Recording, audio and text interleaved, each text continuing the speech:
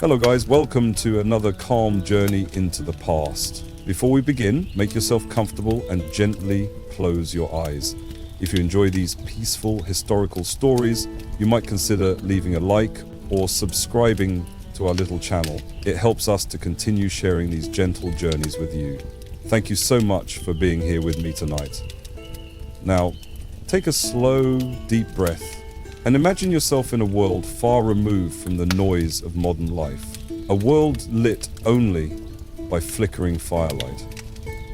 Close your eyes and imagine a quiet medieval village, just before dawn. The year is early 1200. The sky is still dark, but the eastern horizon is beginning to soften into a deep blue. In a small wooden cottage with a thatched roof, you are waking up to the faint crow of a rooster that reminds you of the faint crow of a rooster. The air is cool and you pull a rough wool blanket around your shoulders as you rise from a simple straw mattress on the floor. This is your home, a single room hut you share with your family and perhaps a few chickens that nestled in overnight. The smell of wood smoke clings to the air from last night's fire. In the dimness, you fumble for a flint to spark the embers back to life. With a few gentle breaths and bits of dry kindling, you coax a tiny flame and then a small fire in the hearth. You know, its orange glow illuminates the humble space. Earthen floor, walls of woven wattle coated with dried mud, a couple of stools, and a simple table. In one corner, your younger siblings still slumber under blankets.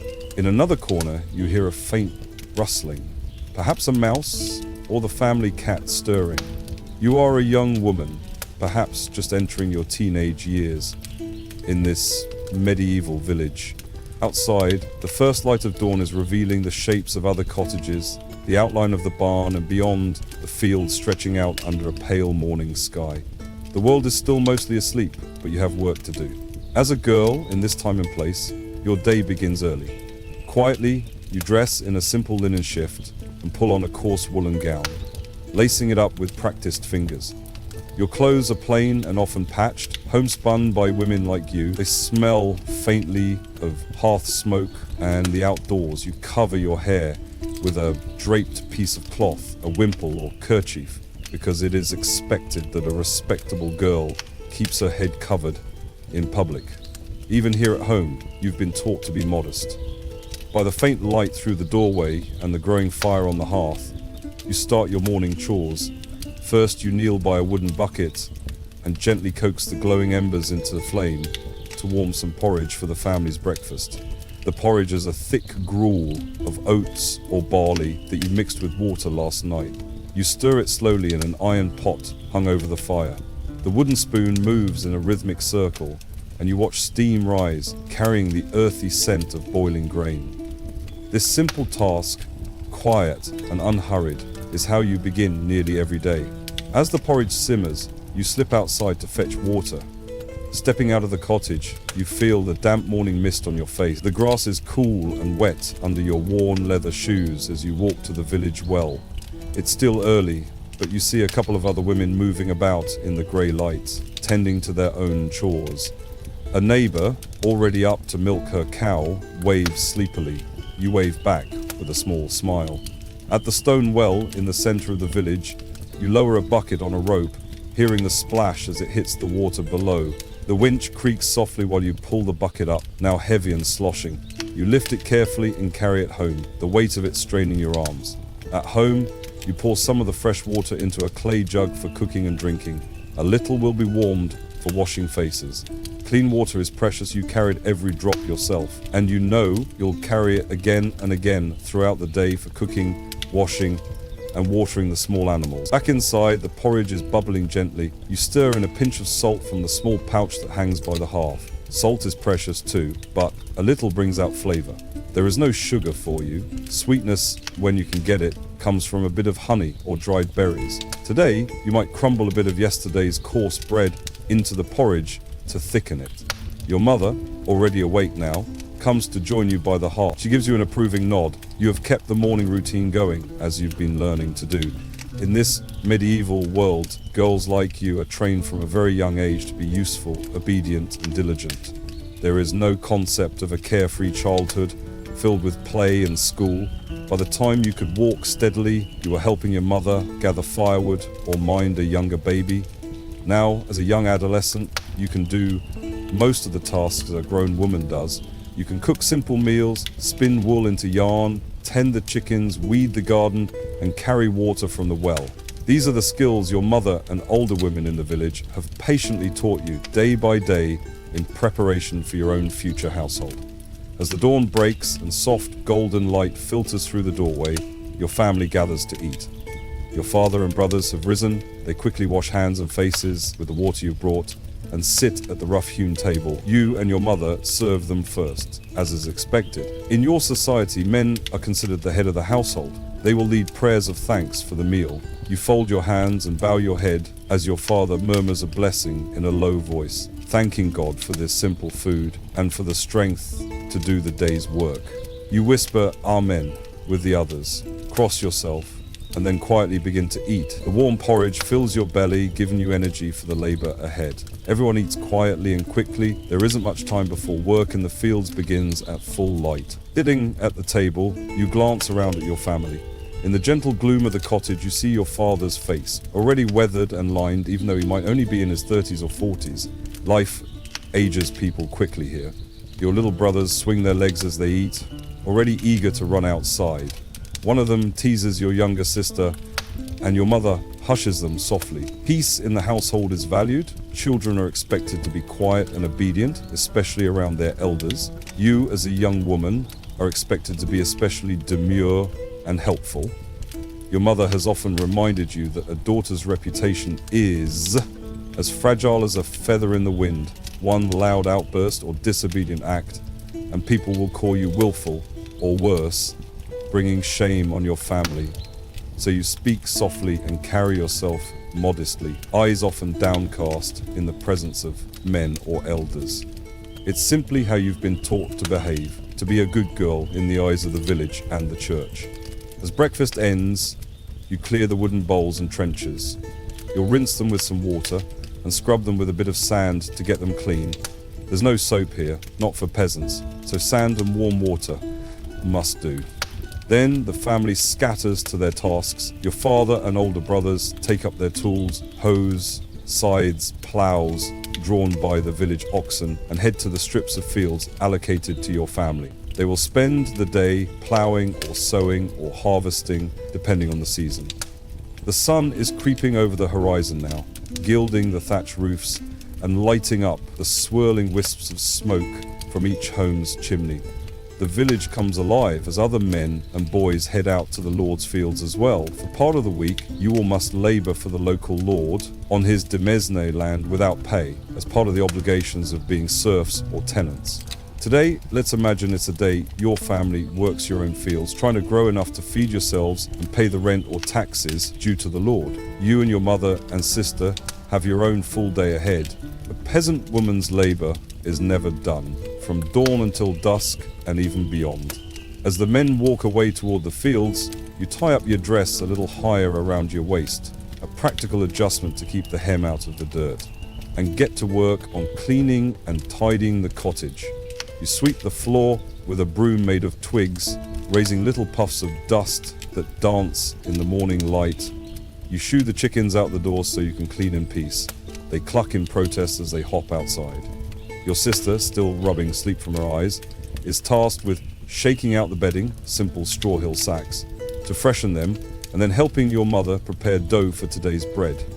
The bread will be made from coarse barley or rye flour, mixed with water and a little yeast kept from the previous batch. It's heavy, dark and dense, nothing like the soft bread of modern times, but it will provide a large part of your calories each day. Sometimes, when grain is scarce, the flour is mixed with ground peas or beans or even acorns to make it stretch further. You've eaten bread like that before. It fills the belly but tastes bitter or strange. Today, thankfully, you have enough grain to make proper bread. You watch as your mother kneads the dough with strong, practiced hands. You join in, pushing and folding the dough on the floured table. It is hard work, pressing and turning the sticky mass, but the rhythm is calming. As you knead, you find yourself humming a simple tune under your breath. Music and singing are comforts in this world. Perhaps it's a folk song your mother taught you about a girl who went to the well and met a young shepherd, a gentle song passed down through generations of village women. Your mother smiles softly, hearing you hum. The sunlight is growing stronger now, coming through the open door and the small cracks in the wall, and you can see dust motes floating in the beams of light. With the dough set aside to rise for a while, you and your mother turn to the next tasks. There is laundry to do today, not an everyday chore, since it's so labor-intensive. Laundry means carrying heavy tubs of water and heating water over the fire, making lye soap from wood ash and animal fat, scrubbing and rinsing garments by hand, and then wringing and hanging them. It will take all day to wash a bundle of clothes, and linens. Many families don't wash their outer clothes often at all, maybe just a few times a year, but undergarments and bed linens need cleaning somewhat more frequently for hygiene. Today, perhaps you'll wash some of the linen shifts and the family's woolen hose that have grown dirty. It's an arduous job, so your mother often coordinates with other village women. A few of you might gather by the stream to wash clothes together, sharing the work and some conversation as well. Socializing for women often happens during communal chores, like washing, spinning, or at the bakehouse or well. These moments together make the endless work a bit lighter and give you a chance to exchange news or gossip. Gossip, the murmured chatter among women, is a double-edged sword in your community. It can be a source of camaraderie, but also the means by which reputations rise and fall. You're aware that at any time someone might be gossiping about you or your family, just as you and your friends sometimes whisper about others. If a girl is seen talking too long with a boy who isn't her kin, tongues will wag that she's fast or dishonorable. If a wife argues too loudly with her husband in public, she might be branded a scold by the neighbors. As you work, you recall how one of the village women, a sharp-tongued wife, was shamed for nagging her husband. The man complained to the village authorities, and they punished her by strapping her to a cucking stool and dunking her into the cold pond water while the village looked on. It was a humiliating scene you witnessed as a younger child. The woman dripping wet, crying and shivering, while some villagers jeered. You remember clutching your mother's skirt as you watched, feeling both frightened and sorry for her, but also understanding the warning in it. The message was clear. A woman who cannot hold her tongue or who disobeys her husband might face public punishment and shame. You learned early that it was safer to be quiet, polite, and submissive, at least where others could see. The cucking stool, essentially a chair used to dunk offenders, is just one of many methods communities use to enforce what they consider proper behavior, especially for women. A woman who is too loud, too quarrelsome, or who is suspected of any immoral behavior can become a target. You've heard of a device called a scold's bridle, though you've thankfully never seen one in your small village. It's said to be an iron mask with a bit that clamps into a woman's mouth to stop her from speaking, used in some towns on women deemed to gossip too much or speak out of turn. The thought of it sends a shiver through you, an instrument of silence and shame. Even though you are just a village girl, these cautionary tales and occasional punishments are part of the social landscape you navigate. You understand that your society believes a well-ordered community is one where women know their place, keep their voices gentle, and uphold virtue. Stepping outside those bounds can bring swift and harsh consequences. As the morning wears on, you accompany your mother to the stream with baskets of laundry. The path leads outside the cluster of cottages, past small gardens where beans, cabbages, and onions grow. You pass a few pigs rooting around and a goat or two tethered to posts. A couple of younger children run by, laughing and playing with a stick and hoop, stealing a bit of playtime before some adult calls them to fetch something or watch a toddler. You smile faintly at their laughter. You had moments like that too, but the freedom of childhood is brief for a medieval girl. By the time you were about 7 or 8, you were already helping mind babies and doing simple chores. And soon, perhaps very soon, you'll be considered ready for marriage, ending whatever remains of your youth. But for now, you relish the fresh breeze and the warmth of the sun as you reach the stream. The water flows, clear and cold from the hills. You join two neighbor women who have also brought laundry. They greet your mother and you with nods and tired smiles, and you're all set to work. Sleeves are rolled up, baskets are set down. You plunge a sheet into the cold water, scrubbing it with a coarse soap your mother made by boiling ashes and animal fat. The soap has a slippery feel and a faint lard-like smell, but it cleans. You scrub the linen against a washboard or simply rub the cloth against itself, your knuckles reddening with effort and cold. The other women are doing the same, and soon the air is filled with the splashing of water and low voices. As your hands work the cloth, you listen to the women talk. They exchange news. Whose cow is sick? Which fields yielded well this week? Soon the conversation drifts to people. It always does. One woman mentions that the lord of the manor has a new steward and that he came to inspect the village yesterday while you were busy elsewhere. Another says that old Agnes down the lane is ill, and some fear she might not make it through the winter unless the weather holds mild. Then the whispers move to a more sensitive topic. A village girl, about your age, who recently got into trouble. You already know the story, everyone does.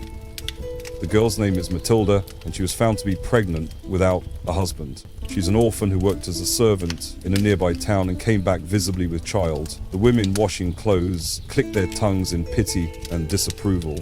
Poor Matilda, one says, whatever will become of her? Another replies that the father of the baby is unknown. Matilda refuses to name him. Likely some manservant or her master himself, one woman mutters. Your mother sighs and says, God help her. The priest will surely make an example of the girl. You quietly recall seeing Matilda at church last Sunday, forced to stand barefoot before the congregation with a rough wool cloak wrapped around her, as the priest sternly told the parish about the sin of fornication. Matilda's face was pale and her eyes downcast, filled with shame.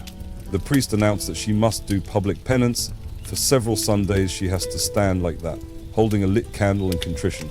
And once the baby is born, she might be sent to a convent, or perhaps allowed to stay if someone pities her. But few villagers are willing to help an unmarried mother. Resources are scarce and moral judgment is harsh. Some even said that if it weren't for the priest's intervention, Matilda might have been driven out of the village entirely, left to beg on the roads. You feel a heavy knot in your stomach thinking about Matilda. She was once your childhood friend. You used to pick wildflowers together by this very stream years ago. Now she's a cautionary tale. One mistake, one moment of vulnerability or love or perhaps coercion, who knows the real truth of her situation, and her life has taken a drastic turn. Her baby, when it comes, will be considered illegitimate, a social stain that could follow both mother and child for years. The community might never fully accept her again. In this medieval world, a woman's worth and honor are tightly bound to her chastity and marital status. To be a maiden of good repute, then a faithful wife, and eventually a respectable widow is the ideal life cycle prescribed for a woman. To deviate from that path, to bear a child outside of wedlock, to be unfaithful, or even to be raped, for which often the woman herself might be blamed, is to invite scorn and punishment. It doesn't matter what the circumstances or the woman's feelings were, it's the appearance and the breach of social rules that count. The burden of honor and shame rests disproportionately on women's shoulders. You silently vow to yourself to be careful, to be virtuous, to avoid Matilda's fate. Perhaps you don't even fully understand how pregnancy happens. Many girls don't know much about the mysteries of the body until marriage, but you know enough that it requires a man, and that you should not be alone with any man who is not your kin or your future husband. The other women continue to gossip, now branching to another topic, the Lord's wife, Lady Isabel, who lives up in the manor house. Word has it, she's expecting another child soon, a fourth. Some say they hope it's a boy this time, because she's only had daughters, and the Lord badly wants a son and heir. You've seen Lady Isabel occasionally, from afar, a slender figure in fine clothes, riding a horse, or carried in a covered litter when she travels. Dampers down common. To village girls like you, she seems like a creature from another world. She does not toil in the fields or haul water. She likely has servants, even to rock the cradle of her little ones. Yet you hear the women speak with a mix of envy and pity about her. Envy because of her wealth and comfort. Pity because she's been with child so many times and lost a baby last year. Even noble women are not spared the pains of childbirth and the dangers that come with it. One washerwoman clucks her tongue and says, "Aye, all her fine silks won't help her in childbed. God keep her safe." We all know how often women go into the birthing chamber and never come out. The others murmur agreement, crossing themselves briefly in a gesture of both superstition and prayer. You glance at your mother when they say this. Her face is calm, but you know she has experienced that danger firsthand. She has borne many children. You yourself remember the birth of 2 of your siblings. Some didn't survive infancy, little souls lost to fevers, or simply born too weak. You remember a tiny brother who lived only a few days. Your mother buried him with quiet tears and a tiny wooden cross marker in the churchyard, as was expected. And you recall hearing of another baby before you were born, one that your mother lost in childbirth, along with nearly losing her own life. She rarely speaks of it, but once, when you were small, you awoke at night to hear her softly praying and weeping, asking the Virgin Mary for strength. Women's lives are so often tinged with sorrow like that. Silent heartaches over children lost or never born, over the constant fear that each pregnancy could be their last. In this age, giving birth is one of the most dangerous things a woman can do. It is as common as it can be. Most women will bear many children, but it carries a constant shadow. Some say 1 in a few women do not survive childbirth, and many more suffer fevers afterwards that can carry them off. In a city like Florence in early 1400, records showed that 1 in 5 married women died due to complications of childbirth. You don't know those numbers, of course, but you have the lived knowledge from your community. Each time a baby is due, everyone holds their breath and prays. As you scrub the laundry, the conversation naturally turns to childbirth and midwives. One woman tells of a frightening birth she assisted in, where the baby was stuck in the wrong position and the midwife had to reach inside and turn it. Your mother nods, sharing a similarly harrowing tale from years ago.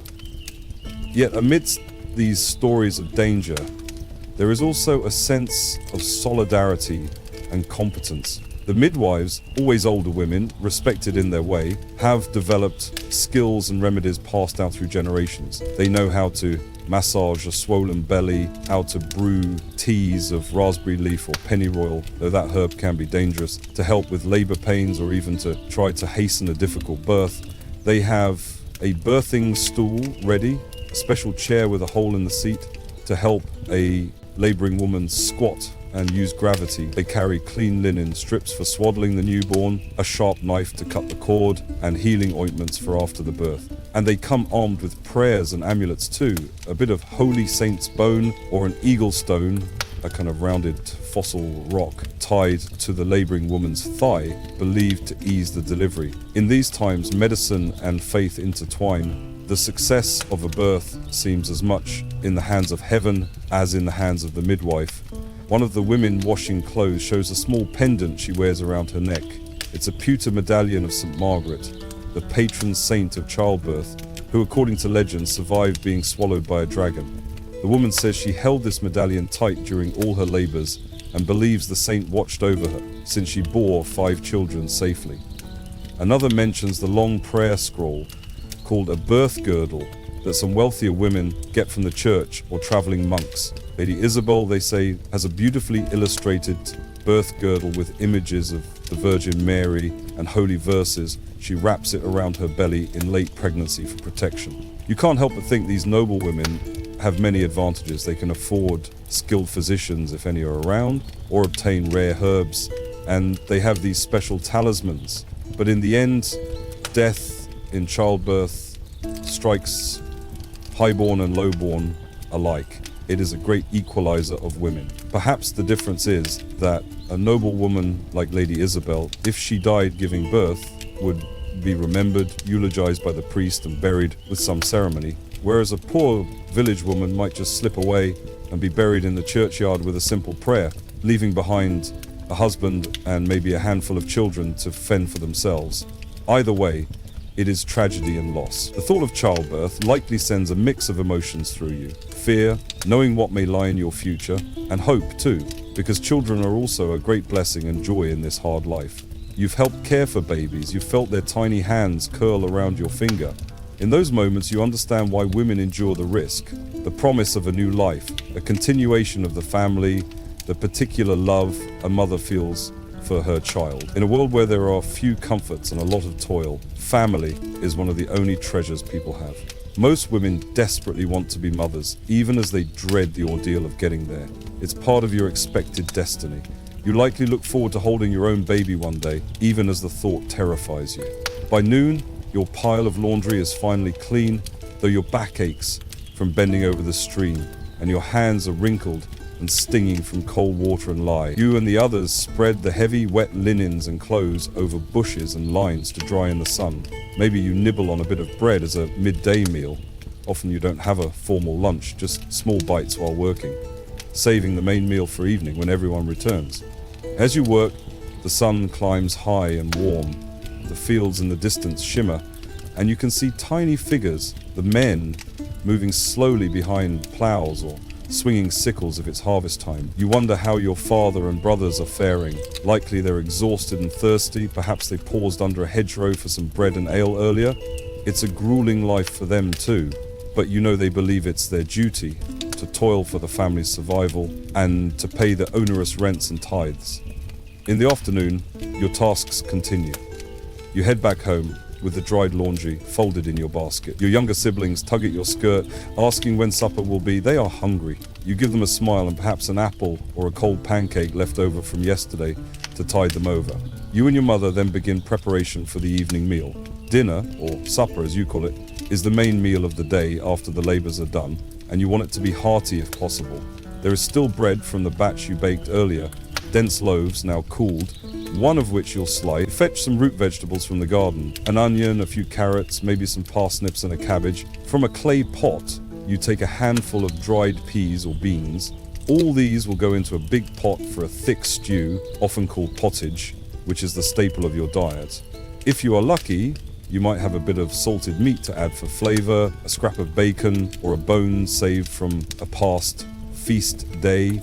Meat is a rarity for peasants. Maybe on special days you get a rabbit or chicken or pork during slaughter season if your family keeps a pig, but on an ordinary day, meatless pottage is what fills the belly. You work with your mother, chopping vegetables with a dull iron knife and tossing them into the pot with water and some herbs, perhaps parsley and thyme, from the kitchen garden. The fire is stoked again to a strong glow, and the pot is hung from the hook. Soon, a savory smell begins to waft through the cottage. You stir it occasionally with the ladle, watching the bits of carrot and cabbage bob in the bubbling broth. The rhythmic stirring is soothing, and you let your mind wander a bit as you gaze into the stew. You think about what the future holds for you. You know that likely within a year or two, you will be married. Many girls in your village marry around the age of 16 or 17, sometimes a bit older if times are hard and dowries are difficult to gather. You're perhaps 14 now. Already some of your friends have been betrothed. Marriage for a peasant girl isn't usually a grand romantic affair. It's a practical arrangement, often decided by families or the lord of the manor, who must give permission. So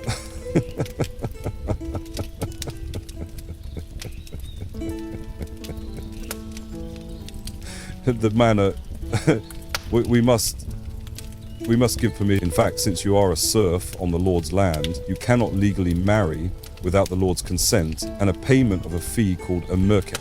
The lord wants to ensure that marriages among his peasant tenants serve his interests, keeping families on the land, ensuring new workers are born, and sometimes controlling who might inherit what.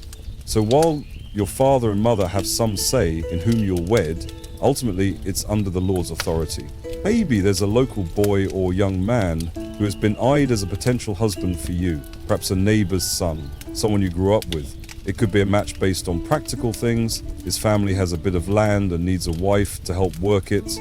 Your family might gain an alliance or some gift from the union. Love is not the main concern. In fact, you've heard it said by elders that love comes after marriage, not before. if it comes at all. A popular saying is that marriage is like putting a lid on a pot. It smothers the fiery romance and leaves only steady warmth and sometimes just steam. You don't expect the kind of love from songs and poems. Those courtly love tales about knights pining for ladies or for nobles. And even there, they say it's mostly fantasy. Your mother has likely been preparing you in her own way for marriage. She teaches you how to run a household because soon you'll have your own. She has quietly explained the duties of a wife: to obey and serve your husband, to keep him fed and clothed, to bear and raise children, and to manage the home finances, if any, though as peasants, finances are meager, a few coins or barter goods at best. She has warned you that a wife must be patient, even if her husband is harsh or the times are lean. The church teaches that the husband is the head of the wife, just as Christ is the head of the church. You've heard the parish priest quote the words of St. Paul, "Wives, submit to your husbands. Husbands, love your wives." But the emphasis always seems to be on wives submitting. You've not heard many sermons about husbands needing to be gentle or kind. Though theoretically Christian doctrine calls for mutual respect, in practice everyone accepts that a man may discipline his wife if she is disobedient, and that a woman's virtue is to be long-suffering and meek. If you ask your mother or an older woman what to expect in marriage beyond chores, they might blush or evade details about the wedding night and marital relations. There is the veil of modesty and secrecy around sex, but you've gleaned a few pieces of knowledge from animal breeding on the farm, from whispered talk among girls or bawdy jokes men make. You know that the wife is expected to submit to her husband's desires. The priest says it's not sinful within marriage, it's the duty to go forth and multiply. Still, any enjoyment a woman might get from it is seldom spoken of. Rather, it's spoken of as something she must tolerate and even welcome for the sake of conceiving children.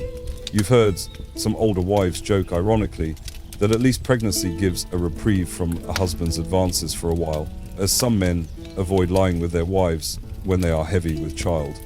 It's a dark little joke that hides both humour and pain. As you stir the pottage, but you also think of the practical aspect of your potential marriage, the dowry. Even peasant brides bring some kind of dowry to the marriage. Your family is not wealthy, so it might be something modest, perhaps a couple of goats or sheep, or a few household goods like blankets and pots that your mother has been quietly collecting for you. She might spin extra flax into fine linen to put in a chest for you, so you have sheets and shirts to bring. Your father will try to spare a small bit of coin if he can, because the groom's family typically expects a contribution. In return, once married, you'll be under your husband's authority entirely. If you were free folk, your legal status would change upon marriage. You would become a femme covert, covered by your husband's legal personhood. As a serf, you're already under many restrictions, but marriage will further bind you to your husband's household. You won't be able to own property separately. Anything you had becomes your husband's, though in practice, peasant women often keep personal items and might manage some money from egg sales or craft work. If your husband is kind and wise, he will value your contribution and consult you on decisions. Many peasant couples do work in partnership out of sheer necessity. A farm can't run unless both pull together. If he's not kind, well, there aren't many options for you. Divorce is unheard of for common folk under the church's watch. Only annulments for very specific reasons, like discovered incestuous kinship or inability to consummate, are allowed. And those are rare and usually only for the powerful. So whatever marriage you enter, you must make the best of it. Evening draws near, and finally the men return from the fields, weary and mud-spattered. The sun is low, casting long shadows across the village green. You see your father's familiar figure, stooped by a day of work, and your brothers trailing behind, their faces smudged, but smiling now that the work is done. They carry tools over their shoulders, and perhaps a bundle of kindling wood gathered on the way back. You hurry to set out some bowls and wooden spoons. Your mother ladles the thick stew, and the family gathers to eat. Everyone is hungrier than at breakfast, and the table is more lively this time. Your father murmurs another prayer of thanks. In truth, giving thanks even for scant fare is second nature to you all, as piety is woven into daily life. And then all dig in. The dark bread is passed around. You tear off a crust and dip it in your bowl, softening it in the warm broth. It tastes comforting, flavored with carrots and cabbage and a hint of salty meat from that scrap of bacon you threw in. Your youngest brother slurps eagerly, and your mother gently reminds him to mind his manners. But there's a bit of joy in the air, the satisfaction of a day's work done, and a hearty meal to fill the stomach. As you eat, the family exchanges a few words about the day. Your father might mention how the ploughing went, or how many rows they managed to seed. He might speak of the Lord's steward coming to check the work or to collect some bushels for the Lord's granary. Perhaps there's news. A nearby village had a fire, or a traveller came through with talk of events in the wider world, maybe a distant war, or the king's latest decree, or rumours of outlaws in the woods. Such far-off matters often don't directly touch your lives, but they still intrigue you. The medieval world is mostly local for peasants. Many live and die without travelling more than a few miles from where they were born. Yet sometimes echoes of the outside world filter in. A peddler might bring tales and gossip along with his wares. The priest in his sermon might mention the Pope or a saint from a foreign land. On feast days or fairs, you might meet folks from other villages or hear a song that originated in a distant city. These glimpses widen your perspective a little, but fundamentally, your concerns remain rooted in your village, your family, your fields. After supper, darkness falls. In an age without electricity, night comes quickly after sunset. You light a small tallow candle, or perhaps just rely on the reddish glow from the hearth. The family gathers around the fire for a short while. These moments are precious. A time when the hardest work is done, and there can be a semblance of rest or minor amusements. Perhaps your father tells a simple story, or recalls something from his youth, or one of your brothers plays a few notes on a homemade flute, or whistles a tune. You might sit on a low stool and take up a distaff and spindle to spin wool into yarn. Spinning is something women do whenever there's idle time. In fact, the term spinster will one day come to refer to an unmarried woman, simply because so many unmarried women spend their spare hours spinning to contribute to the household. By the firelight, you twist the spindle and draw out the fibers, letting the thread twist between your fingers. It's peaceful, repetitive work that you could do almost in your sleep. Your mother, meanwhile, might do some mending on clothes that tore during the day, her needle flickering in the dim light as she squints to guide it. You feel the pleasant heaviness of fatigue in your limbs and the warmth of the fire making your eyes droop. Your little sister is already curled up against your mother, half asleep. Finally, it's time for bed. You say your prayers, kneeling on the hard floor, hands pressed together. You whisper the Pater Noster, Our Father, and an Ave Maria, Hail Mary if you know it, plus a plea for safekeeping through the night. In a world where death and danger are always near, from sudden illness, accidents, or the lurking threat of evil spirits, prayer is your nightly shield. The whole family might recite a short prayer together, led by your father, asking for God's protection for the household. Then you retire. There are no separate bedrooms really, privacy is scarce. You and your sister share a straw mattress or a thick blanket in one corner, while your brothers lie down in another, and your parents in their own simple bed box perhaps.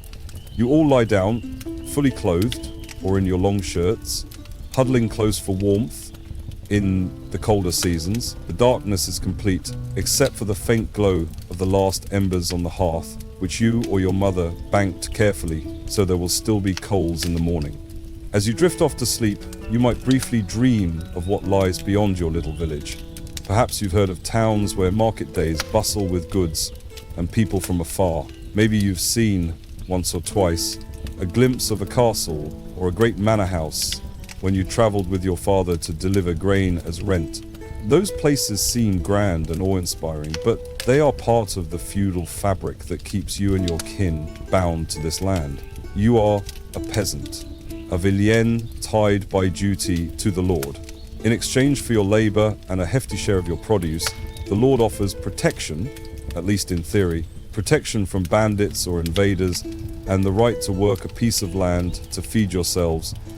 It's an arrangement that has lasted for centuries, justified by custom and by the church's teachings that everyone has a God-ordained place in society. The nobles rule and fight, the clergy pray, and the peasants work. And as a woman, your place is further defined. You work, yes, but always under the wing of a man. As a daughter, under your father. As a wife, under your husband. As a widow, under the guidance of grown sons or male relatives if you have them. This is the world as you know it. And for now, you accept it as unchangeable, part of the natural order created by God. Tonight, within your cottage, perhaps a small blessed candle or a cross hangs on the wall to ward off evil. You might make the sign of the cross over yourself one last time before fully surrendering to sleep.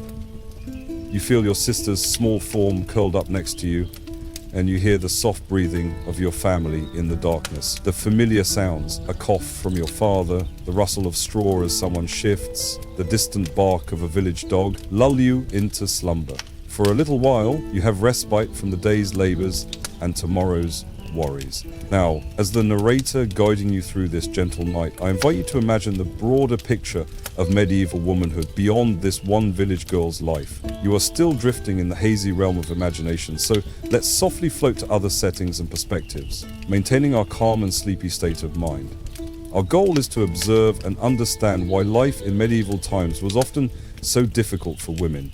Whether they were peasants like the girl we followed today, or noble ladies, nuns, artisans, or others, but we will do so gently, without judgment, as though we are spirits quietly observing scenes from long ago. Picture now that our perspective shifts.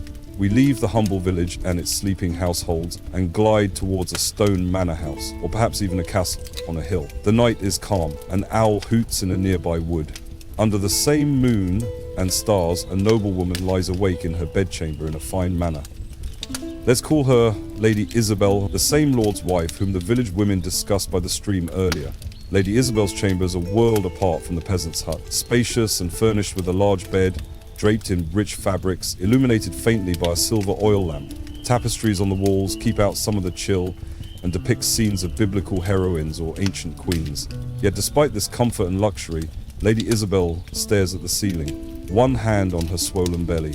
She is heavily pregnant, due any day now, with what she and everyone hopes will be a healthy son. But inside her mind, perhaps, she is praying fervently to the Virgin Mary and St. Margaret to see her through the birth alive and well. She might be only in her 20s, but she's already endured multiple pregnancies, some ending in heartbreak. In the cradle, near her bed, sleep 2 young daughters, precious to her, but not considered enough by her husband's family, who want a male heir. There is enormous pressure on her to produce a son. Her own worth in the eyes of her husband and the world of nobility often hinges on that. Isabel is a high-born lady, and unlike the peasant girl, she receives some education. As a child, she might have been taught to read and write a little, perhaps in French or Latin, by a tutor or a literate lady-in-waiting. She was trained in manners, music, and embroidery rather than field work. Her marriage was not her choice at all. It was arranged when she was only about 12 or 13 to a man much older for political and territorial reasons. On her wedding day, she left her parents' castle to join her husband's household. A stranger to her then, she likely cried in private from fear and homesickness, but she was expected to smile and be gracious, to embody the virtues of a noble bride: piety, obedience, fertility, and loyalty. Now, after several years, she has grown into her role. She manages the large household, all the servants, the provisioning, the accounts, especially when her lord is away. Noble women often have to run the estate in their husband's absence, which could be frequent due to war, court duty, or travels. Isabel has learned to supervise the steward and clerks to ensure the cellars are stocked, the lands tended by overseers, and rents collected. She doesn't labor with her own hands like a peasant, but the responsibility is heavy in a different way. If she mismanages things, the estate could fall into disorder or debt, and her husband's wrath would be upon her. So she carries the mental burden of administration, something she was likely not formally taught, but had to learn by doing, possibly guided by letters from her husband or advice from older noblewomen. By day, Lady Isabel must also maintain an image of refinement, and virtue. She dresses in gowns of velvet or silk, wears a veil and jeweled net over her hair, exchanges pleasantries with other ladies and knights, and upholds the dignity of her noble station. But beneath those fine clothes, she is still a woman of flesh and blood, with limited freedom. She cannot simply decide to ride off to visit a friend or wander the countryside. Her movements are watched and often escorted. The idea of a noble woman traveling alone is scandalous unless she's a widow of unique power. Even within the castle, she has ladies-in-waiting and maids who accompany her everywhere. Privacy is scarce, just as it is for peasants, though for different reasons. Etiquette and social expectations cage her in their own way. She's expected to be graceful, gentle, and pleasing, never overtly expressing strong opinions or anger in public. Noblemen engage in politics, warfare, hunting. Noble women are largely kept to domestic and familial roles. Now imagine Lady Isabel in one of her daily routines, perhaps supervising the spinning and weaving of her household. Even noble women spin and embroider, not because they lack servants who could, but because it is considered virtuous and proper for a lady to produce fine textiles for her family and the church. In a sunny upper room of the manor, Isabel sits in a cushioned chair, an embroidery hoop in hand. The afternoon light flows in as she delicately works a pattern of flowers onto a linen cloth that will become an altar cloth for the chapel. Around her, younger noble girls, maybe her daughters or wards, practice their stitches, and ladies-in-waiting chat softly. They might discuss court news or the latest fashion from the royal court, perhaps new styles of headdresses or a new song composed by a troubadour about Queen so-and-so. It seems idyllic, but you must realize that none of them chose to be here exactly. They are all part of the machinery of noble alliances. Those ladies-in-waiting are often girls sent to serve Isabel as a way of learning noble womanly skills until they too are married off. They live under her watch, and she instructs them in decorum and tasks. It's a female community, but still bound by strict hierarchy and duty. Despite their elegant surroundings, noble women suffer many constraints, similar to peasant women. Legally, a married noble woman cannot independently own property beyond her dowry rights. Her husband controls the estate. If she was an heiress, often her husband effectively takes over her inheritance upon marriage, though some noble women retain rights through careful marriage contracts negotiated by families. Should a husband be cruel or abusive, there's little recourse. Only in extreme cases might a noble woman appeal to the church courts for help, perhaps citing extreme neglect or adultery, but divorce is not allowed, so at best she could live separately if granted a legal separation, which is rare. Many noble women simply had to endure marriages of inconvenience or even misery, finding solace in religion, charity, or, discreetly, in friendships and correspondence. Perhaps Lady Isabel is lucky, and her husband is reasonably respectful, even fond of her. But even with a kind husband, she's vulnerable. If he dies before her, she could become a pawn in the political game once more. Their son, if underage, would become a ward of some powerful lord, and she might be forced into a remarriage to suit her king or male relative strategies. However, widowhood for noble women can also be a time of relative power and freedom. If Isabel's husband died and her son was heir, she might serve as regent, managing the estate until her son comes of age.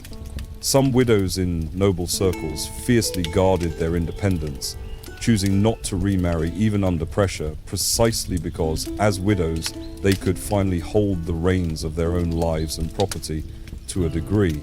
They were known as femmes seules in law, women alone, which gave them a legal identity not subsumed by a husband. Many medieval noble widows wielded significant influence, using their dower lands, property set aside for their support, to patronize churches, arrange their children's marriages, and even engage in a bit of local politics.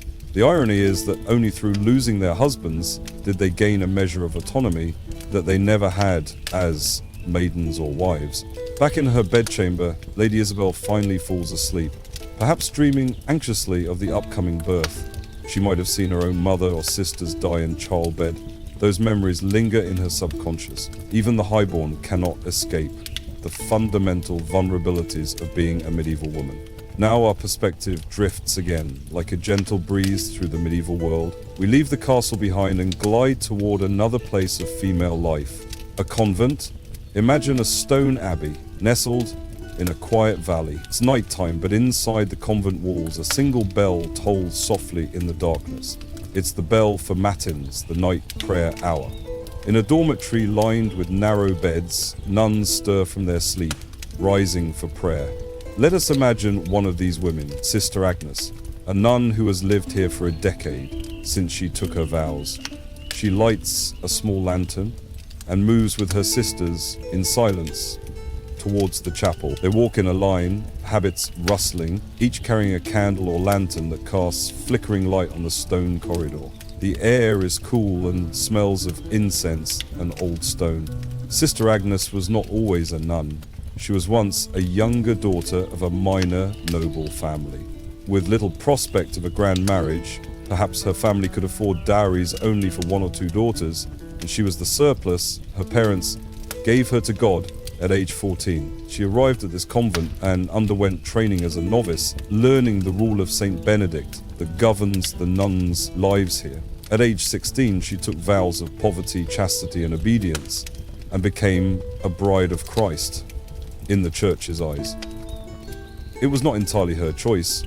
Perhaps she had some calling to the religious life, or perhaps she wept bitterly when first confined behind these walls, missing the outside world. But over the years, she's grown accustomed to the rhythm and found a certain peace, or at least resignation. In the chapel, lit by oil lamps and the soft glow of stained glass filtering moonlight, the nuns begin to chant the psalms. Their voices are low and ethereal, echoing off the arched ceiling.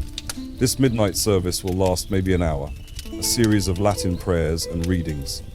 Sister Agnes, her hands tucked in her sleeves, rocks gently on her feet as she chants. The Latin is second nature to her now, even if she doesn't fully understand every word.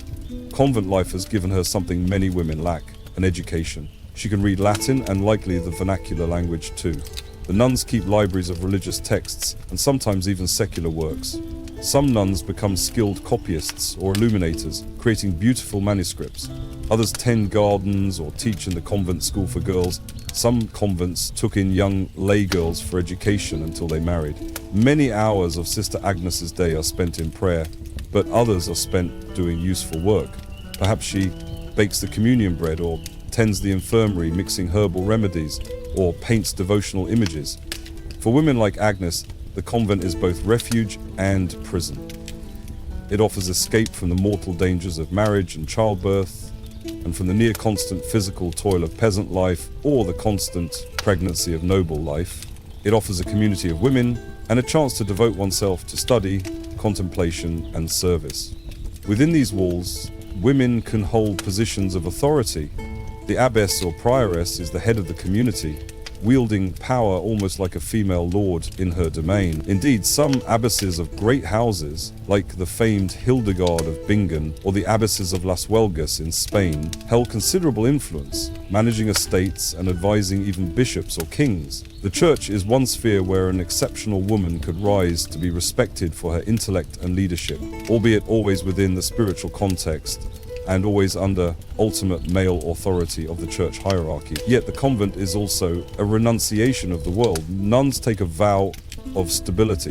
They stay in that house for life and usually aren't supposed to leave its precincts. The gates are locked, visitors are limited, and often must speak to nuns through a grill or barrier to maintain claustration, especially if they were sent there against their will. There are tales of young women trying to escape convents to rejoin lovers or return home, though such attempts are often foiled. The church and families took the vows seriously. Breaking them was considered a grave sin and a scandal. So for the most part, Sister Agnes and her companions accept that these walls are their world now. Perhaps Agnes sometimes thinks of her childhood home, or wonders what her life would have been if she'd married, but she also knows many married women live in misery, and at least here she has purpose and relative safety. She might find joy in the music of the liturgy, in tending the garden and seeing God's creation in herbs and flowers, or in illuminating a manuscript with beautiful colors and gold leaf, pouring her soul into art and prayer combined. After matins, the nuns file back to their beds for a few more hours of rest before the dawn service of lauds. Thus, the convent goes on, a little island of calm and sometimes learning in a rough world.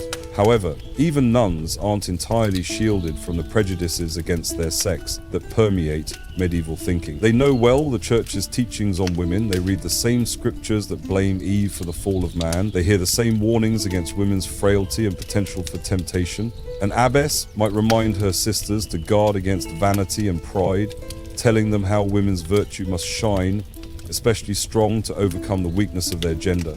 Some nuns write eloquently about spiritual matters and sometimes subtly challenge the low opinion of women.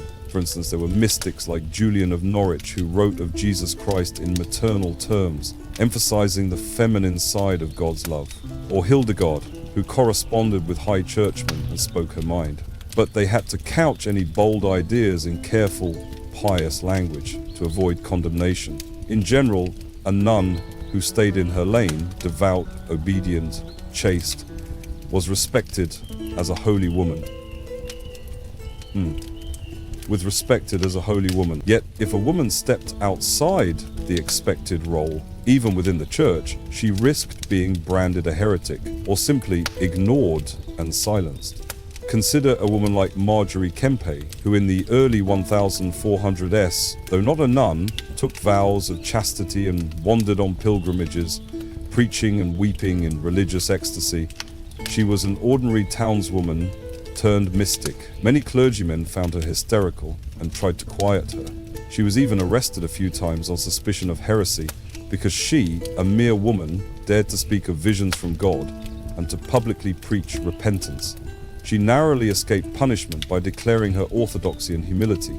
Marjorie could only get her voice heard by dictating her life story to a male scribe, since she was illiterate, creating what is now considered the first autobiography in English. The very fact that she had to fight so hard to be heard shows how suspect a woman's voice was in spiritual matters, unless it was safely contained behind convent walls and under male approval. Now, from the quiet convent, let us drift to the bustling streets of a medieval town. Imagine the sun shining on narrow, winding streets lined with timber-framed houses. The marketplace is alive with calls of merchants and the laughter of children darting between stalls. Town life provides a different setting for women, with its own opportunities and hazards. Here you find women as brewers, as midwives, as shopkeepers selling cheese or cloth, as alewives stirring great cauldrons of malt in their brewhouses, or as washerwomen scrubbing wealthy townsfolk's laundry by the river. In towns, especially by high medieval times, a class of artisans and merchants, the bourgeoisie, has emerged. Families in this class often run businesses together. A brewer's wife, for example, is very much his business partner. She may know every step of the ale-making process and might even run the tavern where the ale is sold. In some cities, women can be members of certain guilds, or at least recognized in city records as independent traders, particularly widows who inherited their husband's shop. Picture a woman named Johanna, the wife of a shoemaker in a town in early 1300. She lives in a half-timbered house where the ground floor is their workshop and shop, and the family sleeps upstairs. All day, Johanna's husband and apprentices cut and stitch leather for shoes and boots, and Johanna is right there with them, carving patterns, sewing linings, or dealing with customers who come in. She's learned the trade by being at her husband's side. If her husband were to die, Johanna might well continue the business, at least until her son is grown or until she remarries.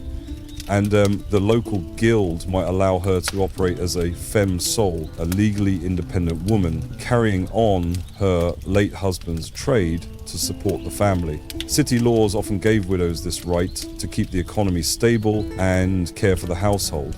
Some of these women thrived and became quite successful in their own right, even employing others.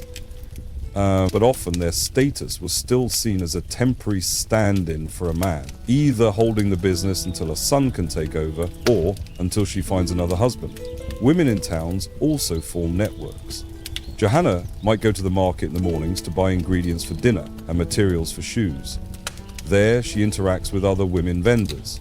Perhaps she stops by a baker's stand run by a widow, or buys thread from a seamstress. Townswomen share news and advice. They also face a unique environment. Towns have courts and regulations separate from rural manors. There are city guards, mayoral edicts, curfews. There is also more visibility. Reputations travel fast in the tight quarters of a crowded town.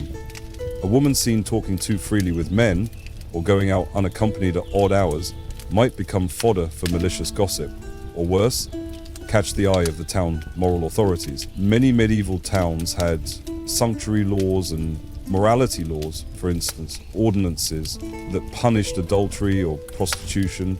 If Johanna's neighbour, say, was caught in an affair, both she and her lover could be fined or publicly shamed, though often the brunt would fall more on the woman. In some towns, an adulterous wife might be paraded through the streets in her shift undergarment as humiliation, while the adulterous man might get off with a fine. The double standard is alive and well. A woman's sexual misstep is treated as scandalous, a man's somewhat expected, or at least less condemned. Prostitution, though officially condemned by the church, was in practice tolerated in many medieval towns. Civic authorities often saw it as a necessary outlet to protect honest women from male lust. So they regulated it by allowing brothels or red light districts where women could sell sex under certain rules. These prostitutes, often called public women, were typically from desperate circumstances, perhaps orphaned, widowed, or impoverished with no family to support them. Some might have been victims of abuse or seduction and left with no other way to survive in a society that gave unmarried, unprotected women few options. They were required to wear certain distinctive clothing, like a striped hood or a specific color, to mark them. They lived on the fringes of society, officially useful but socially reviled. Men used their services but then often despised them for it in a cruel cycle. The church said they lived in sin, yet even some churchmen pragmatically argued that prostitution was like a sewer in a palace, unpleasant but necessary to keep the whole structure clean. A very demeaning analogy one cleric once made. That said, prostitutes faced dangers, abuse by clients, risk of disease, and if accused of spreading plague or sin, they might become scapegoats. Sometimes during moral fervors or after a disaster, towns would expel them or harshly crack down. Imagine one of these women, named Marion perhaps, standing at a brothel window in the dusk, calling out to a passing man to entice custom. She plasters on a suggestive smile, but inside, maybe she's numb or broken. She's seen her friends fall ill. She's been treated roughly by drunken men. She's keenly aware that no one respects her. The best she can hope for is to earn enough to maybe buy a little home or pay off a debt, but even then, will the town allow her to settle as a respectable person? Unlikely. Her hope might lie in finding one merciful man who would take her as a wife or servant and overlook her past. It happens, but not often. Listening to Marion's thoughts in our imagination gives a stark answer to why it sucked to be a medieval woman, especially one who slipped outside the narrow path of virtue. The world could be merciless. Back in the marketplace, let's turn our gaze to one of the more positive aspects of town life for women. There is a stall where a woman in middle age stands selling remedies, dried herbs, salves, and advice for the sick. She is a known healer. Perhaps not formally trained as a physician, women were barred from universities where medicine was taught, but she has practical knowledge passed down from her mother or learned by experience. Villagers and townsfolk come to her with all sorts of ailments, fevers, joint pains, difficult pregnancies. She prescribes chamomile for a swollen joint, peppermint for an upset stomach, garlic and onion poultices for an infected wound, maybe a touch of willow bark for pain, not knowing it contains what we now call aspirin. Sometimes she incorporates charms or prayers, a verse of the gospel written on a scrap to wear as an amulet, or a saint's name invoked over a tonic. She truly helps people at times. At others, maybe her cures are hit or miss. This herbal woman, named, say, Margaret, occupies an ambiguous place in society. Many respect and rely on her. She's fulfilling an important role as a caregiver, especially for the poor who cannot afford a trained male physician, who anyway might not be available in the small town, and who likely wouldn't deign to treat women's matters like childbirth. That's left to midwives. However, Margaret's knowledge and independence also draws suspicion. Perhaps the local priest tolerates her but warns people not to trust too much in wise women's potions over prayers. If a child in town falls ill and dies after Margaret's herbs couldn't save him, some grieving parent might irrationally accuse her of witchcraft or poisoning. In calmer times, people see her as a healer. In times of fear, she could quickly become a scapegoat. This volatility worsens as the medieval era progresses into the late Middle Ages and beyond. By late 1400s and into the 1000s, 500 SD witchcraft accusations become more frequent, and women like Margaret, especially if they are old, outspoken or reclusive, become easy targets for witch hunters. They are suspected of consorting with the devil, causing storms, blighting crops or cursing babies. For now, in our Gentle Knights narrative, we'll imagine Margaret is safe, kindly brewing her nettle tea and rubbing goose grease on aching backs. But we acknowledge that the label of witch was a spectre hanging over certain women, particularly those who did not fit the submissive pious mold, the midwives, the herb wives, the quarrelsome widows, the impoverished spinsters, with no one to defend them. Many lives were ruined or lost due to such accusations, unjustly and tragically, especially in later centuries when witch-hunting fervor peaked. As you float through the town, you also notice young women working as servants in wealthier households. A maid sweeps the doorstep of a merchant's house, her apron getting dusty. Another carries a bundle of fabric to the dyer, running an errand for her mistress. Being a servant is one of the few respectable ways an unmarried girl can support herself if she isn't married yet or has no family to care for her. Many girls around 12 or 14 are sent to service in another household. It's partly work, partly training. They learn cooking, cleaning, childminding, and get food, board, and a small wage. If treated well, a servant could feel like part of the family. If unlucky, she could be exploited, overworked, or abused. There is the ever-present danger of sexual exploitation by masters or their sons. Countless servant girls ended up like poor Matilda from our village story, pregnant and abandoned. Some employers might turn a blind eye or quietly dismiss a pregnant maid to avoid scandal. Others might hand her over to the authorities for punishment as a fornicator, while the man involved, if it was their son for instance, faces few consequences. Think of a servant named Alice, a bright-eyed 15-year-old working in a prosperous baker's home in town. She wakes even earlier than the household to stoke fires and fetch water. She spends her day kneading dough, scrubbing floors, washing the family's clothes, rocking the baby to sleep, whatever is asked of her. At night, she sleeps on a straw pallet in the kitchen or under the stairs. She might have only one day off a week, usually Sunday after church, to perhaps visit her mother or chat with friends. If she is fortunate, her mistress is kind and her master decent, they might eventually help set her up with a modest dowry, or at least consent if she finds a good suitor among the craftsmen of the town. But she hears whispers from other maids about those less fortunate. A friend in another household who had to fend off the master's wandering hands, or another who was dismissed without reference because the mistress grew jealous of her youth or suspected her of impropriety. Servants, being low status and often outsiders to the family, had little recourse if mistreated. Some guilds or cities had regulations to protect servants from extreme abuse, but enforcing those was hard. If a servant ran away, she could be accused of theft for taking the clothes on her back that technically belonged to her master. If she spoke out about abuse, who would listen or believe her over a respectable male householder? Thus, many bore their troubles in silence, relying perhaps on older servant women for advice or solace. Despite all this, being in service was not without hope. For some girls, it was a step to a better life. They learned skills, made connections, and maybe caught the eye of a young craftsman or stable boy and married, setting up their own household. You can imagine on a rare holiday, Alice dressed in a one decent dress, walking to the town fair with a girlfriend, giggling and glancing at young men by the smithy, dreaming of a future where she might have her own home and children, where she wouldn't always be under orders. In those moments, her life probably feels not so different from that of any young woman in any era. Hopeful, anxious, longing for love, or at least companionship, wanting a measure of happiness. Now, the night grows late in our narrative journey. We have peered into many corners of medieval women's lives. The peasant girl's toils and strictures, the noble lady's gilded cage, the nun's cloistered devotion, the townswoman's work and perils, the outcast's sorrow. It is clear that across classes and circumstances, there were heavy burdens and limited choices for women.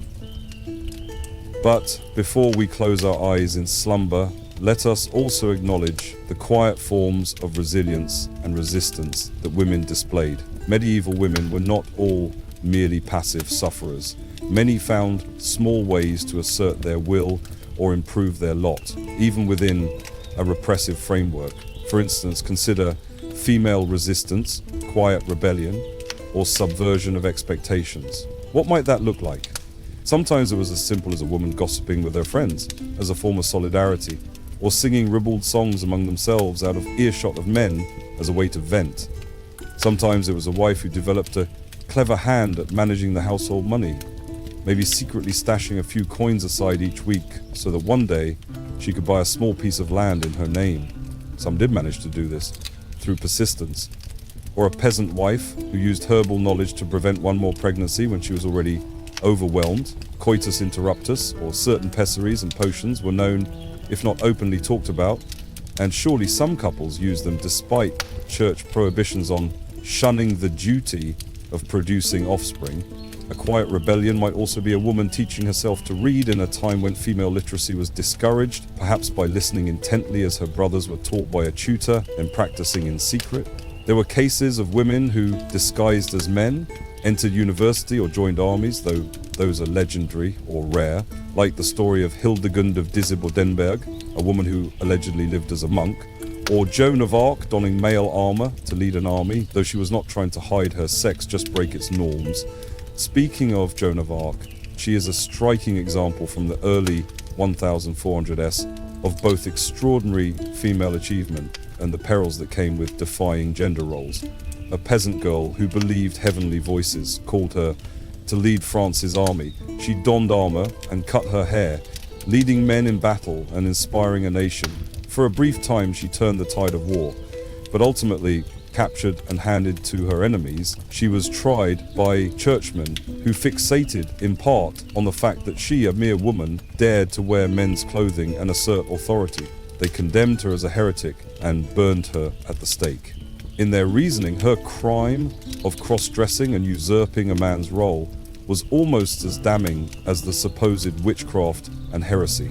Joan's fate is extreme, but it highlights how any overt challenge to gender hierarchy was often met with lethal force. Yet, even without breaking into battle or controversy, many women exerted influence in subtle ways. Within families, a shrewd woman could sway her husband's decisions with careful counsel at the right moment, even if publicly he would never admit being guided by her. Queens and noble women sometimes did this on a grand scale. Queen Philippa of England, for instance, famously persuaded King Edward III to spare the lives of the burghers of Calais, kneeling before him in a show of queenly mercy. Christine de Pizan, whom we mentioned earlier, took up her pen to quietly but firmly refute misogynistic tropes prevalent in literature by writing books that argued for women's moral and intellectual worth. She did so under the guise of advising women and through allegory, a safe format, but the message was clear. Hers was a literary rebellion against the notion that all women were deceitful, weak, and inferior, notions that male writers like Jean de Meun in The Romance of the Rose often propagated. Christine, writing in early 1400, can be imagined staying up late by candlelight in her widow's apartment in Paris, her children asleep, carefully crafting lines that said women too could be wise, valiant, and virtuous. It was a brave endeavor for her time. In day-to-day life, male solidarity could also mitigate hardship. Midwives and other women at births created a women-only space where they could speak freely, perhaps share advice or complaints about men that they wouldn't dare utter outside that circle. Widows and spinsters sometimes formed households together, an almost proto-beguine existence. Beguines were laywomen living communally in towns, especially in Low Countries, devoting themselves to good works without taking permanent vows. These women, only communities provided a way to survive without traditional male support. They could work and share resources and at least have companionship. Authorities often looked askance at them.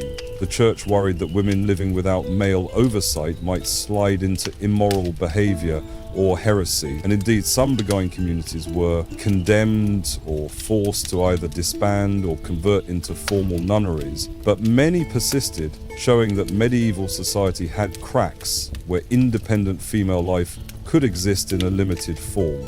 We should also mention the concept of honor and shame once more, in terms of how women sometimes navigated it. Because a family's honor hinged on women's chastity and behavior, women bore a heavy responsibility, but they could also wield that concept to their advantage occasionally. For instance, noble women often mediated feuds by stepping in and pleading for peace, knowing men would find it honorable to grant a lady's request for mercy. A woman might protect her family's honor by quickly arranging a marriage if a daughter was compromised, essentially forcing the seducer to marry the girl to avoid public shame, thus turning a scandal into a legitimate union. There are medieval court records of parents, or even a girl herself, dragging a reluctant lover to the church to marry because he'd slept with her and deflowered her, which, if left undone, would ruin her, but if he married her, all would be normalized.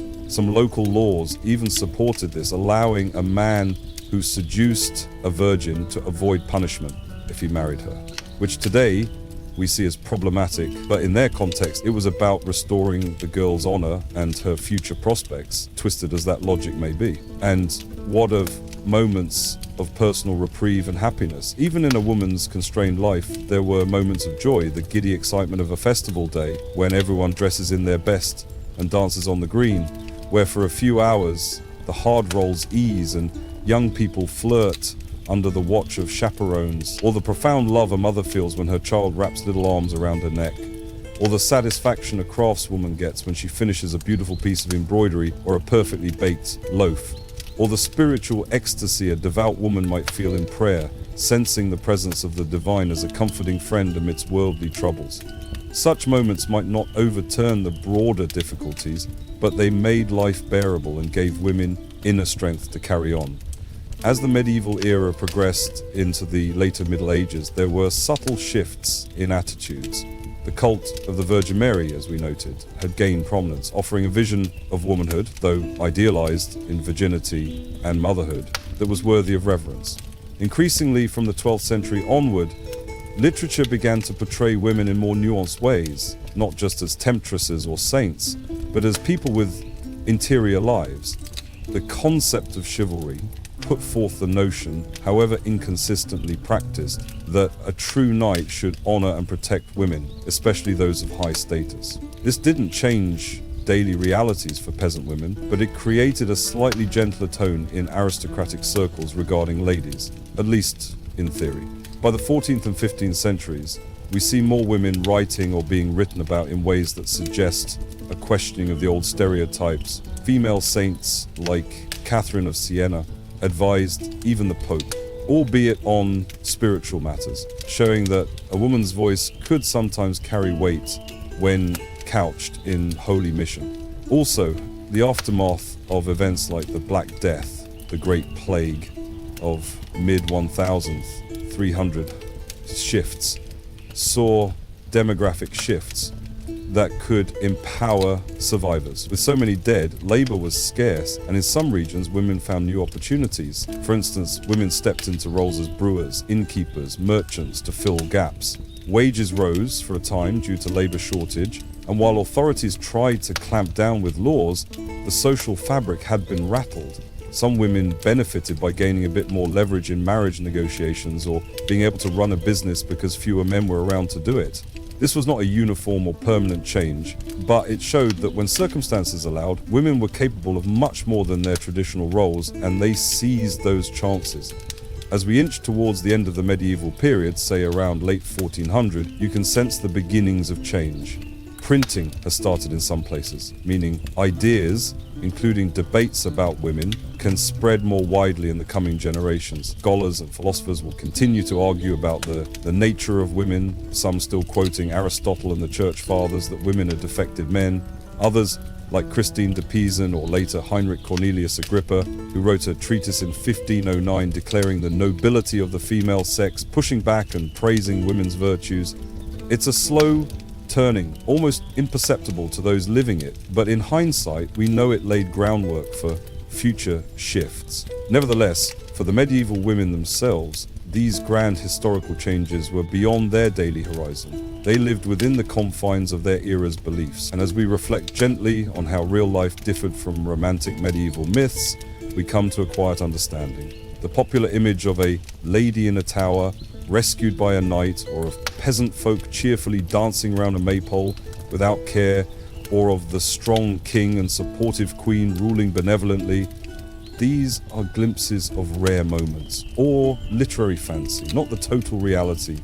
Real medieval life, especially for women, was often harsh, a tapestry of labor, obedience, and endurance, with only scattered threads of personal agency and comfort. There's the myth of chivalry, which suggests every knight was honorable and every lady treasured. But in truth, while a knight might dedicate a tournament win to a lady's favor, he could also turn around and brutalize the women of a captured town in wartime, something that happened all too often, as chroniclers recount the horrors visited on women during conflicts. There's the legend of courtly love, where a nobleman worships a lady from afar and does great deeds for her.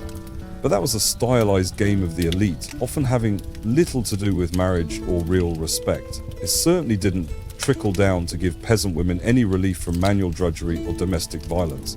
In those romantic tales, women are put on pedestals, but pedestals can be isolating and precarious places, and the adulation was more poetic than practical. Think too of how some modern people imagine medieval times, perhaps inspired by movies or Renaissance fairs. They picture gallant heroes and beautiful damsels, lavish feasts and grand castles. They might idealize the simplicity of a pre-modern life. Yet, lying beneath that imagined simplicity was profound insecurity for women. Your life course was charted for you without your consent. Your daily existence was physically taxing and often dangerous. And at any misstep or even misfortune outside your control, you could lose everything. Your reputation, your livelihood, even your life. But here, under the soft glow of our storytelling, we do not judge those times with anger or superiority. We simply observe them kindly, acknowledging the suffering and also the humanity of those who lived through it. We can sympathize with a medieval woman because we see her as a fellow human being who feels pain and love and hope, even if our world was very different from ours. And as we do so, we might also feel gratitude that we live in a later age where, at least in many parts of the world, women have won far greater equality and rights. Though that journey was long and often borne on the sacrifices and voices of countless women who came before. And that culture is accountability. And what surprises me as a fellow humanity is the women who came before. Now, as our journey winds down, imagine once more the medieval village at night. It is much later now, deep in the quiet hours. The cottages are dark, the hearth banked, the fields at rest under the moon. In one hut, the young girl we followed earlier, let's call her Elena, stirs in her sleep, perhaps dreaming. In a dream, maybe she sees a better world, or simply relives the day's scenes, drawing water, laughing a little with her friend by the stream, hearing the church bell toll Compline, the evening prayer, as stars prickled the sky. Maybe in her sleep, a tiny smile curves her lips, or a tear slips if her dream touches a sorrow. Her mother lies nearby, and unconsciously the older woman reaches out a hand and rests it on her daughter's arm, a gesture of comfort and protection that transcends words. This simple tenderness in the dark encapsulates something profound.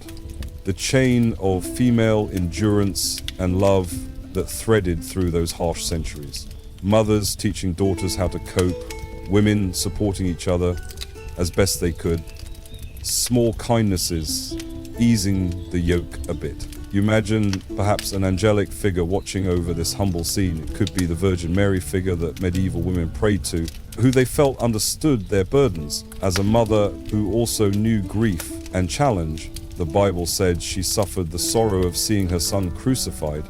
And medieval people often thought of Mary as a compassionate intercessor who understood human pain. Maybe as Elena sleeps, she has a sense of Mary's mantle covering her, a spiritual solace that many women clung to, since in Mary they found a model of female sanctity that was gentle and forgiving, unlike the scolding voices of priests who harped on Eve's sin. We leave Elena and her mother and drift upwards, seeing the pattern of lives across the land like little candles in the dark.